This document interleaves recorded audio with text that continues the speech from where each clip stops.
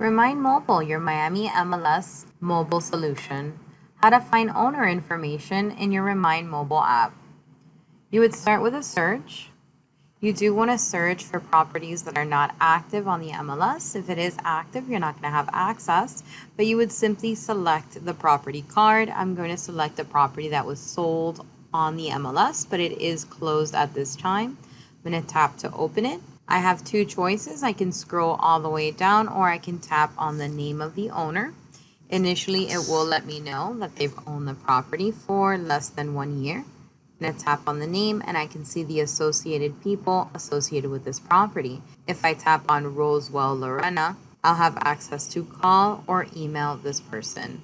If I tap back and tap on Evelina, who is also an occupant, I have the option to call or email. If I tap on email, for example, I can see at the bottom of my screen the 3 different emails associated. If I tap on call, you can see the numbers associated with the contact. The DNC represents do not call, and it will not be open to make a phone call, but you can directly call from your mobile application. Join your Miami trainers for a Remine mobile class. Thank you for being a Miami member.